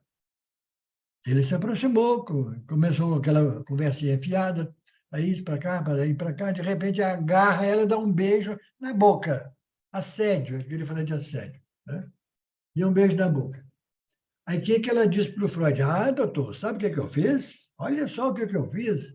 Dei um tapa na cara dele. Vendo bem que eu sou uma pessoa legal? Dei um tapa na cara dele. Só que ela continua contando essa história e vai relatando que voltou a se encontrar com ele outras vezes, passou a ganhar presentes dele depois disso. E o Freud falou, deu tapa na cara, coisa nenhuma. E deu tapa na cara. Você tem que encontrar com ele todo dia? Então, ela se queixando dos outros todos. E o Freud falou, qual é a sua parte? Por exemplo, você continua, né? Não falou assim, qual que seria a sua parte? Você continua encontrando com o cara, falou que afastou ele, mas de fato não afastou, continuou. Então, fale sobre você. Isso foi um truque assim, especialíssimo do Freud, né? Nesse ponto ele saiu super bem. Mas voltando então, o que é transferência para Freud? O que é transferência para Lacan? Vamos deixar isso bem claro, porque o Freud usou várias palavras diferentes para mais ou menos dizer o que ele achava que era transferência. Então, o que é transferência? Primeiro, é amorosa. A transferência é afetiva. É um afeto, uma sedução. A palavra sedução ele usou. Usou também outra palavra que já apareceu aqui, que é resistência. A pessoa está resistindo para não falar do que é o importante aí, que é ela mesma. Depois, ele usou a palavra repetição, que transferência é repetição de uma coisa que já aconteceu, está para acontecer, a pessoa deseja, com outra pessoa. Aí joga lá em cima do analista, para ver o que ele vai fazer. Mas não é com ele. Não é com ele. E mais uma que é sugestão. Então, vejo 4 palavras que o Freud usou para descrever a transferência. Sugestão, resistência, amor e repetição. Dessas 4, a que o Freud acreditava mais era na repetição. Que a transferência é uma repetição de algo que já aconteceu ou não aconteceu, mas a pessoa desejava que acontecesse, então repete agora com o analista, vê se agora vai dar certo, vê se ele entra no jogo. Então, Aí diz o Lacan, nenhuma dessas palavras designa realmente o que é a estrutura da transferência. Ele queria saber, ele era curioso, qual é a estrutura da transferência? Então, o que ele vai concluir? Que essas 4 palavras indicam somente fenômenos transferenciais. E quando ele chama de fenômeno, o que significa isso? Fenômeno é aquele que aparece, mas pode não aparecer.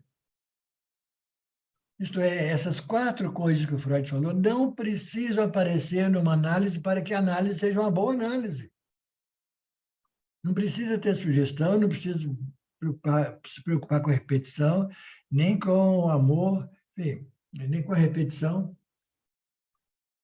Então, qual é a estrutura da transferência? Resposta do Lacan. Simples e curta e grossa também. Você olha, transferência significa transferir palavras. Foi isso que o Freud falou? Análise é a cura pela palavra, pelas palavras. E o Lacan acrescenta, o inconsciente ele é organizado, ele é estruturado como linguagem, como palavras. Mas aí o Lacan vem e defende o Freud. Ele fez uma crítica, mas logo depois ele defende. Que o que ele chama de estrutura, não, o Lacan é isso. Associação livre, usar palavras. Mas o Freud nunca falou assim diretamente, mas indiretamente ele falou. E qual foi a indireta do Freud mostrando a estrutura da transferência? É a regra fundamental que ele propõe para a gente fazer com todos os pacientes. Isto é, fale tudo o que vier à sua cabeça. Essa é a estrutura da transferência, você transfira palavras. Então, todas as outros conceitos que ele fez, aqueles 4, não definem claramente o que é a transferência, mas são fenômenos. Nenhum deles precisa acontecer durante uma análise, não há necessidade. Agora, não pode faltar a palavra. Esse não pode faltar. Se o sujeito não fala, mas não é só falar, é falar sobre si mesmo. Não basta falar. Se eu vou para a sessão de análise, fico lá 1 hora falando sobre o Corinthians, isso não é análise. Isso é o Lacan depois chamou de palavra vazia. Isso é uma palavra vazia. Você fica lá enchendo linguiça, falando qualquer coisa, terminou a sessão. Você não começou, nem começou a sessão. Então, isso é palavra vazia. O que seria uma palavra plena? A palavra plena é aquela na qual a gente se inclui como sujeito. Estou falando de mim mesmo. Não é política, não é futebol, não é nada disso. A análise é isso. Então, não precisa se apaixonar, não precisa seduzir, não precisa ir para a cama, nada disso. A análise pode ser ótima e, aliás, é melhor se não houver nada disso. Tanto ela é melhor quanto que não haja nada de alguma coisa que vai ser uma resposta ao pedido. Tem que ser uma resposta àquilo que está se passando no inconsciente do sujeito. Ele tem que chegar lá. Isso não é fácil. Por isso que é difícil o manejo da transferência. Qualquer coisinha abala a transferência. Qualquer pisada na bola que a gente dê, qualquer intervenção fora da hora, fora do lugar, inadequada, alguma intervenção. Aliás, nós comentamos isso na aula passada, quando foi feita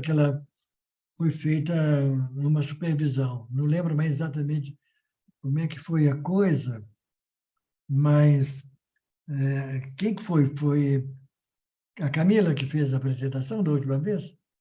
Isso, professor, fui eu. Então, aí, muito bem, tá aí, mas tá escondidinha, mas já apareça, né, Camila? Estou jantando.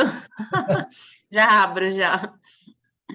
Pois é, então, eu comentei naquela supervisão com você que o analista não tem que trazer nada de novo daquilo que a fala do paciente já expressou. ele só pode basear naquilo que já foi dito pelo paciente. Ele não vai trazer, eu tenho uma coisa nova. Não tem coisa nova nenhuma. Tá? Eles têm que ficar só com aquilo que foi expresso muito claramente. Então, isso não é fácil. Às vezes a gente pode ser levado agora a se precipitar e adiantar uma coisa que não foi falada. Se não foi falada, não faz parte da análise. A não ser que, por exemplo, pode acontecer o seguinte, que o paciente chega na sessão e logo no começo ele começa dizendo o seguinte, olha, eu tenho hoje 2 sonhos para comentar. Aí comenta o primeiro, fica o tempo todo falando do primeiro, e não fala do segundo. Aí sim o analista pode cobrar. Escuta, e o segundo? Mas o analista pode cobrar o segundo porque ele falou que tinha um segundo. Se ele não tivesse dito que tinha um outro sonho, ele não tinha que ficar perguntando. E não tem mais sonho, não. Não tem que fazer esse tipo de pergunta, não. Você vai comentar aquilo que ele falar, aquilo que ele trouxer para a sessão. Que tal falando de... Tem outro sonho? Não, nada disso. Isso é uma interpretação ou intervenção inadequada do analista. Está colocando o próprio desejo dele. Talvez. Tudo bem. Isso não pode entrar, né? Bom, então, deixa eu pegar agora, voltar àquela foto que vocês viram aí. O que tem a ver um caminhão com a análise e com a psicanálise, né? Com a teoria da psicanálise? Então, eu achei muito interessante, andando pelas ruas lá de Atenas, e ver aquela palavra escrita num caminhão, metáfora, ou metáforas. O que significa essa palavra, né? Então, na língua grega, esse prefixo meta significa além, ir além. Metafísica, vai além da física. Metapsicologia, vai além da psicologia. Metáfora. Então, é uma palavra que, aliás, nós utilizamos aqui, né, como uma das figuras de linguagem. Olha lá, metáforas. Né? A outra palavra não sei o que é, não tenho ideia. Mas aqui é um caminhão. E é caminhão de quê? Todo caminhão desse estilo é um caminhão de transporte. Então, metáfora é sinônimo de transporte. O caminhão carrega coisas, caixas, de um lugar para outro, de uma cidade para outra cidade. Isso se chama transporte. Então, em grego, metáfora. Agora, em latim, é transferência. Olha aí a palavra transferência. Hoje, nós estamos todos acostumados a fazer transferências por Pix. Né? Pix. Você pega o celular, é uma coisa maravilhosa, até eu aprendi. Você pega o celular, rapidinho, questão de. Não leva, acho que não leva 2 minutos. Você abre lá a sua conta bancária, digita quanto que você quer transferir para alguém, clica lá. Foi para onde? Foi para algum lugar, você não sabe nem onde a pessoa está, mas ele está em algum lugar. Então, você transferiu, tirou de um lugar, levou para outro lugar. Isso é transferência, nesse sentido que o caminhão faz a mesma coisa, leva para outro lugar. Então, metáfora e transferência, agora eu estou partindo para a etimologia das palavras. O estudo da etimologia traz muita coisa nova para a gente, coisas interessantes. Por exemplo, que metáfora e transferência significam a mesma coisa, só que uma tem origem no latim e outra tem origem no grego. Mas o do metáfora, significa a mesma coisa que o latino. E que hoje é utilizado, né? As pessoas trans. O que são as pessoas trans? Não. Aquelas que estavam num lugar e pularam para o outro. Tudo bem, simplesmente transportaram de uma posição para outra posição. Tinha uma escolha antes, faz outra escolha depois. É a mesma coisa que metáfora. A metáfora significa isso. O que é uma metáfora, né? Quando eu digo, por exemplo, aquela mulher é uma pantera. Uma verdadeira pantera. O que eu estou dizendo com isso? Estou dizendo que ela é elegante. Mas de onde que eu tirei esse elegante para aquela mulher? Eu tirei da pantera, que a pantera é elegante também. É uma analogia que eu faço. Assim como a pantera é um animal super elegante, e se uma mulher tem elegância, eu posso dizer metaforicamente que ela é uma verdadeira pantera. Não é para ser tomada ao pé da letra, lógico, ela não tem rabo, não tem aquelas orelhas. Não, mas o principal da pantera não é ter rabo, isso todos os animais têm. Mas elegância, nem todos, né? Uma porca, por exemplo, é muito diferente. Bom, então, para fazer uma metáfora, tem que haver uma analogia entre o primeiro elemento e um segundo elemento. E a analogia, aí, no caso desta metáfora, outra metáfora, né? Você está na primavera da vida. Como primavera da vida? O que significa primavera da vida? É o contrário, você está no outono da vida. São estações do ano que têm algumas características. A primavera, caracterizada pelas flores, pelo perfume, pelos frutos. Então, dizer que uma pessoa está na primavera da vida é porque ela está nesse momento de beleza, está no momento de produzir frutos para o futuro, né? Tem essa característica de um momento, uma época bonita do ano. Mas se você fala que alguém está no outono da vida, o outono é a estação onde as folhas caem no chão, está tudo caindo. Está ficando velho, está caindo. Bom, isso significa metáfora. Tem que haver uma analogia entre uma coisa, não é para tomar no pé da letra. Então, o que eu achei interessante, por que eu tirei aquela foto do caminhão? Porque aqui, por exemplo, na psicanálise, a gente nunca pensou, ninguém nunca falou que transferência é igual a uma metáfora, mas é. As palavras no grego e do latim significam exatamente a mesma coisa. Mas nós achamos que transferência é só transferência amorosa, que ela não é metáfora. Metáfora é outra coisa. A metáfora paterna, não. A metáfora consiste nisso.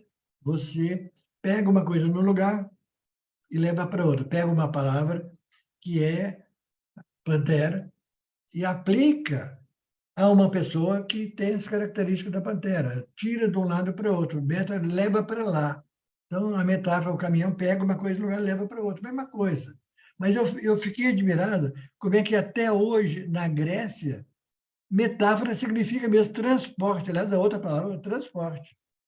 Que em português nós usamos mais, as empresas de transporte. O transporte coletivo.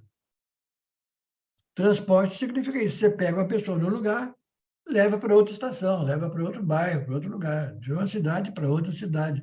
Então, metáfora, transferência, transporte, tudo isso significa a mesma coisa. Mas o que me admirou foi que ainda hoje, na Grécia, esse caminhão recente, foi poucos anos que eu estive lá, usa-se a palavra metáfora para dizer que o caminhão está levando caixa não sei de quê. Nós não usamos nesse sentido. Mas é curioso ver como é que, no mudar das culturas, algumas palavras mantêm uma etimologia antiga por mais tempo do que em outros lugares. Nós não usamos metáfora para o transporte coletivo, mas etimologicamente é a mesma coisa. Então, eu achei isso curioso, né? E acho que ajuda a gente a quê?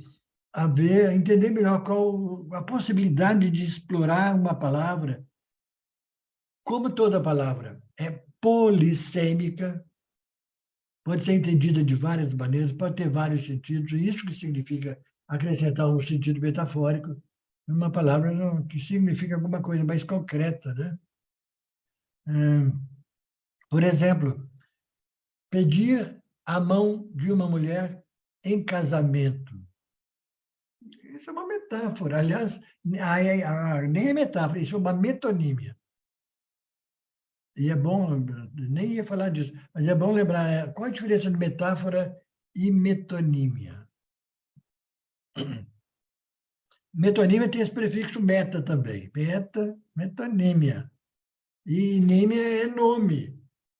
Você pega o nome e fazer ele andar, fazer ele se deslocar. Simplesmente se desloca. O que tem a ver isso? Qual é essa diferença entre metáfora e metonímia? Na linguagem, na literatura, nas gramáticas, aonde que a gente encontra com mais frequência as metáforas? É na poesia. Poesia é pura metáfora. Você fala uma coisa, significa outra completamente diferente. Né? O sol desvirginando a madrugada. Olha só. O sol desvirginando. Aí o negócio dos buracos, teto de zinco, né? Salpicava de estrelas nosso chão. O zinco tem um buraquinho. Por ali entra a luz da lua e vai virar uma estrela lá no chão. Tudo é metáfora ou metonímia. A prosa usa mais a metonímia. E a poesia usa mais a metáfora. Então, a questão aí das metáforas, né? A metáfora paterna, por exemplo, é um conceito que o Lacan usa muito, né? Que significa essa função que é atribuída ao pai, não necessariamente ao pai biológico ou ao pai real, mas a alguém que faz a função do pai. A polícia, por exemplo, faz uma função paterna, que é aquela de controlar a ordem social, é aquela de punir alguém que infringe uma lei. É a polícia. E tem pessoas que só conseguem descobrir a questão da lei o dia que são pegos pela polícia. Ah, fez tudo, ninguém fez nada, agora vai para a cadeia. Então, é uma metáfora paterna. Né? E o Lacan não gosta de falar esses conceitos de pai, mãe, filho, menino ou menina. O Lacan, quando fala aí da questão do Édipo, do estádio do espelho, ele fala de funções. É a função materna, é a função paterna, que não necessariamente são feitas pelo pai ou pela mãe. Pode ser por qualquer pessoa que ocupa essa função, ocupa esse lugar. E menino e menina, que o Freud tanto insistia, que é diferente, o Édipo da menina, do menino, um é assim, o outro é assado. O Lacan nem fala de menino e menina, ele fala de criança. Não interessa. Criança. O sexo aí, se é masculino ou feminino, não faz diferença nenhuma. Né? Então, é ver os seres humanos de outra maneira que não simplesmente uma visão biológica. Aliás, o Freud começou a desfazer isso, desfazer essa visão biológica, né? Com relação, por exemplo, ao conceito de masculino e feminino. O Freud, quando fala de masculino e feminino, está falando de outra coisa, não é dos genitais masculinos e femininos. Ele está falando que masculino significa tomar iniciativa. O feminino é receber alguma coisa, a receptividade. Isso pode acontecer tanto no homem como na mulher, não é a questão biológica. Então, todos nós estamos o tempo todo, ora recebendo, ora doando coisas. Então, dar ou receber não é típico de uma determinada característica fisiológica, sexual, né, biológica. Mas todos nós, ora somos femininos, ora somos masculinos, nesse sentido que, quando a gente toma iniciativa de qualquer coisa, estamos sendo masculinos. Mas quando nós recebemos a influência de qualquer outro lugar, de qualquer pessoa, agora é feminino. Não é que é mulher. Feminino não é sinônimo de mulher. Masculino não é sinônimo de homem. Aliás, por exemplo, nós temos um monte de palavras, né, na língua. Cada língua tem um monte de palavras. Só o dicionário aí do Wise registra 200 mil palavras na língua portuguesa. Mais ou menos a metade delas é regida por um artigo feminino, a outra metade é regida por um artigo masculino. Nós estamos falando o tempo todo usando palavras masculinas e femininas. Não tem nada a ver com a questão de se é homem, se é mulher. Não tem nada a ver com isso. Os verbos têm a chamada voz ativa e a voz passiva. Ativo e passivo é o que o Freud determina com o significado de masculino e feminino. Então, os verbos da voz passiva seriam chamados femininos, os verbos da voz ativa seriam chamados masculinos, mas nada a ver com sexo, né? Bom, enfim, você vê, mas se tem alguma coisa que eu anotei que não falei, mas até que não. Foi citado aí, Helena falou uma hora de que é destino e acaso. Destino e acaso, que coisa interessante, né? Isso vem dos filósofos. Isso é citado pelo Aristóteles. Você tem um artigo sobre a contingência, não tem, Geraldino? Acho que no sim. site da associação tem um artigo seu que fala sobre o contingente, eu não me lembro exatamente o título. Necessário e o contingente. Isso, né? que eu recomendo a leitura para todos, no site da Associação Livre. Olha, esse texto foi talvez o primeiro texto sobre psicanálise que eu escrevi.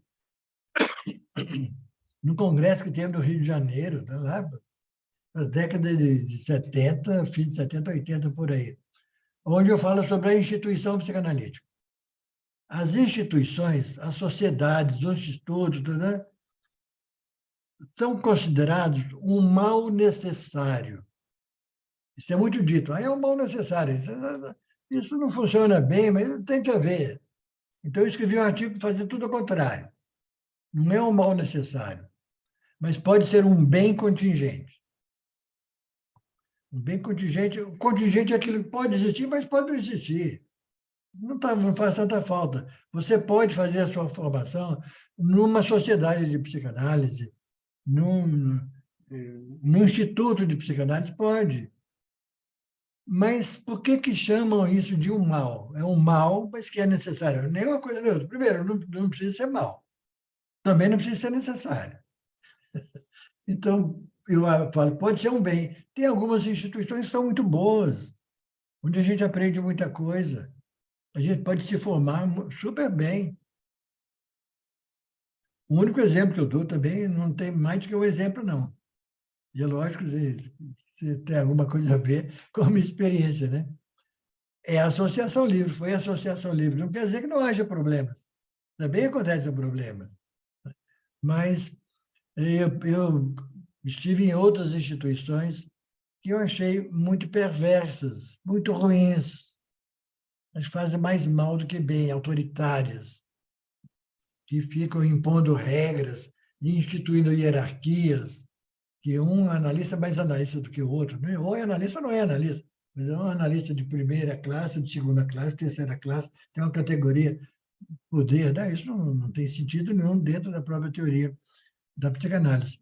Então, o contingente é aquilo que pode acontecer. Por exemplo, que alguém se apaixone pelo próprio analista durante seu processo de análise, isso pode acontecer. Mas não precisa acontecer necessariamente. Então, é contingente nesse sentido, né? Eu me lembro durante a minha análise, eu fiz análise com 2 analistas masculinos, a gente pode dizer assim, né? Homens, né? De um deles, eu percebi que eu tinha ciúmes. Quando eu via uma pessoa saindo do consultório antes da minha sessão, sobretudo se era mulher, eu não aguentava, não gostava, não. Eu queria ser o melhor paciente para aquele analista, né? Agora, fantasia, imagina, não tem nada a ver, sabe lá qual era o critério dele.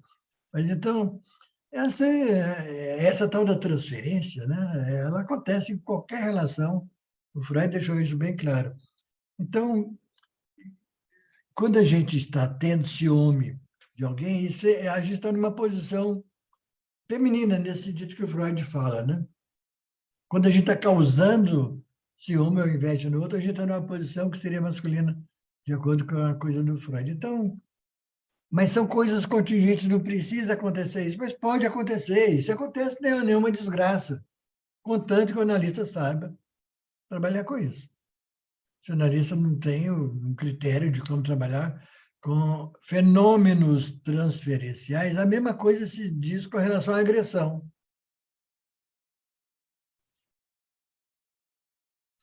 Tem um caso do Freud, não sei se é o Homem dos Lobos ou o Homem dos Ratos, agora estou na dúvida. Acho que é o Homem dos Lobos. Bom, enfim, que nas primeiras sessões ele chegou para o Freud e começou a xingar o Freud e falou: escuta, você está querendo cagar em cima da minha cabeça? Que negócio é esse? Assim, né?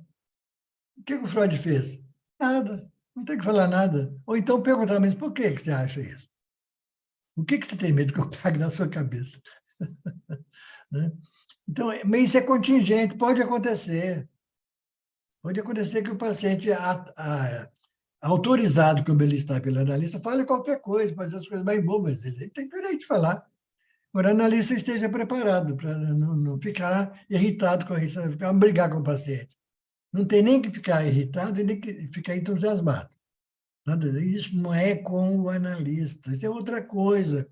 Está no inconsciente do cara, ele não tem para quem dirigir, o analista está ali como um para-raio, atrai logo, né? A coisa vai para ele. Então, esse é o tal manejo da transferência. Estou lembrando, tem um pequeno detalhe aqui que foi falado também, embora assim, de passagem, né? Que o Freud achava que transferência analítica só acontece nos casos de neurose ou perversão. Perversão pode acontecer também, mas o Freud não acreditava que haveria transferência de um psicótico para o analista. Mas o Freud foi o único que manteve essa posição. Depois dele, todos os pós-freudianos, praticamente todos eles, inclusive Lacan, admitem que pode haver uma transferência também psicótica. Não tem que ser exatamente igual à do neurótico, mas pode haver. E que, portanto, não faz sentido negar a escuta de psicóticos. Por quê? Pode não ser igual a transferência, mas ele pode... Eu já atendi psicótico, não foram muitos. Mas eu atendia um paranoico, assim, de carteirinha, que passava as sessões todas, fiz muito tempo. Ele passava as sessões de análise o tempo todo recitando Shakespeare em inglês. E naquele inglês da época, né? É isso que ele me trazia. É o que ele pode trazer. O que ele queria dizer com isso, também ele tem dificuldade de explicar o que é, mas não impede que a gente escute.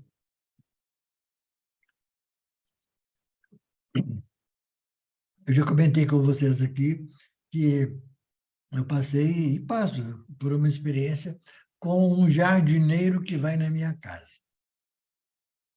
Mais ou menos uma vez por mês, vai lá uma equipe de 3 jardineiros. Um grupo que... Um deles é chamado de autista pelos companheiros. E eu observei durante muito tempo que vão lá os 3, ficam quase o dia inteiro, e nenhum dos outros 2 fala com o autista. Não fala uma palavra com ele.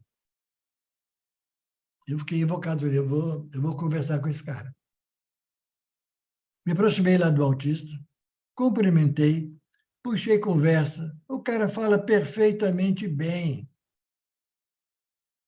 Por que ele não fala com os outros? Primeiro que os outros partem de um princípio errado de que ele não fala. E se falar, não vale a pena. Deixa o cara falar, ele conversa comigo numa boa. E fica muito grato pela atenção que eu dou para ele. Então, o mesmo se pode dizer com relação ao psicótico, né?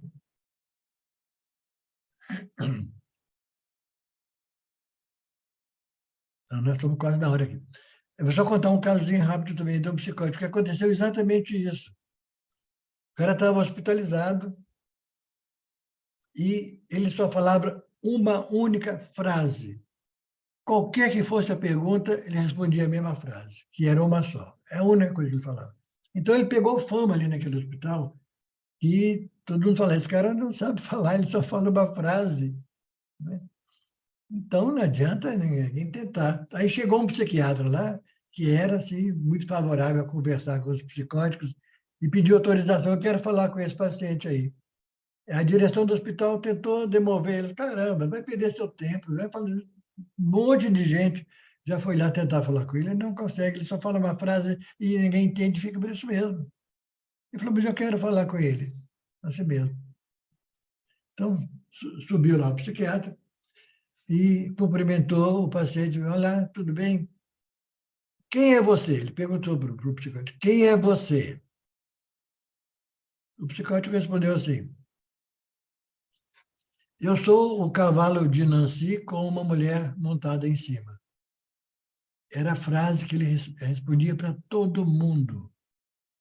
Eu sou o cavalo de Nancy com uma mulher montada em cima. O que o psiquiatra falou? Bom dia, Joana d'Arc. O cara ficou assim, finalmente alguém entendeu o que eu falei. Ninguém entendia, por isso que a conversa não ia para frente. Ele estava falando uma metáfora. E Joana d'Arc foi uma generala, né? Embora mulher, ela passava por homem, aliás, foi condenada pela Igreja Católica, bem vestiu calça comprida, é um pecado gravíssimo, né? Então, mas Joana d'Arc andava com o cavalo, a cavalo, levando as tropas francesas, né? Ele dirigiu o exército francês contra os ingleses e ganhou a batalha. E ele tinha, então, alguma cisma com a Joana d'Arc, se identificava com a Joana d'Arc e falava isso. Eu sou a Joana d'Arc, mas ele falava metaforicamente. Eu sou um cavalo com uma mulher em cima, o cavalo de Nancy. Nancy é a terra, é a cidade de Joana d'Arc. O cara entendeu logo. Pronto, o cara começou a falar e ficou surpreso. Finalmente alguém entendeu.